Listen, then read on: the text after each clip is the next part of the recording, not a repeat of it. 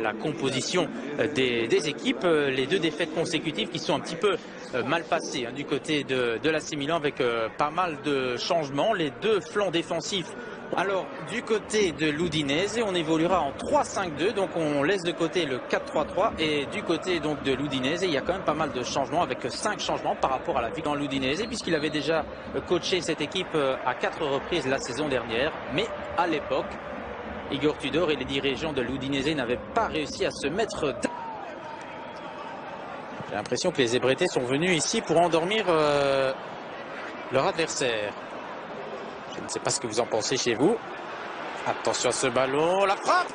Cette équipe de l'AC Milan, on est toujours capable de faire la différence sur une action individuelle. Avec notamment cet homme.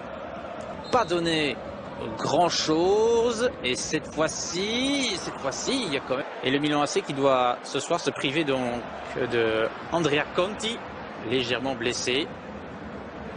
Cette belle passe de Paqueta, la reprise. Oh, c'était magnifique de la part de cette passe absolument splendide, pas de hors-jeu. Et le contrôle et la reprise du diffuseur officiel de la Serie A, qui déclarait que c'était difficile de vendre des abonnements en janvier. Voilà, c'est Oli qui peut avancer. Et mauvais contrôle là de Çalhanoğlu.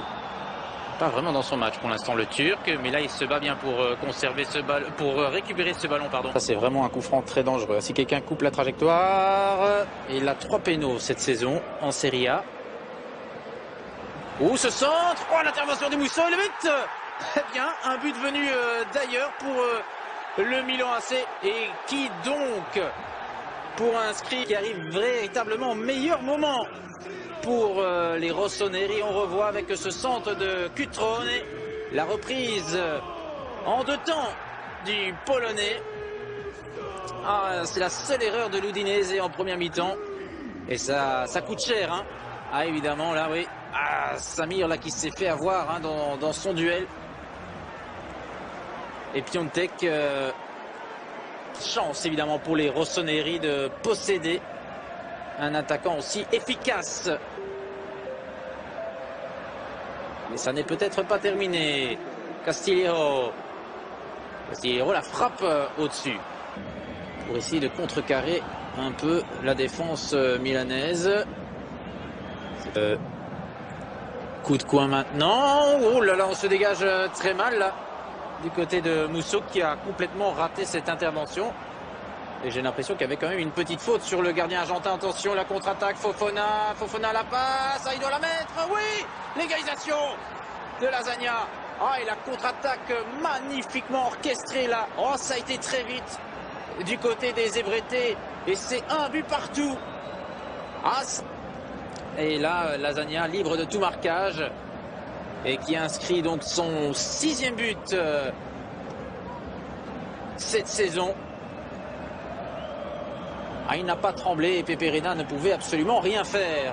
Fofana qui a donc attendu vraiment le bon moment, alors qu'on était passé vraiment à 2 doigts du 2-0 quelques secondes auparavant. Et là, 70e d'épaule, c'est bien tiré, la tête terminé dedans. C'était bien tiré de la part de d'épaule, et ce serait pas mal. Le coup de coin dégagé, ça n'était pas très bien tiré. Attention à ce ballon, Wilmo là. C'était tout juste. Laxalt, le centre. Attention, Castillejo, la reprise et l'arrêt de... Il a eu tout le temps d'armer son tir. Une frappe Piontek, le coup de coin maintenant, la reprise de la tête.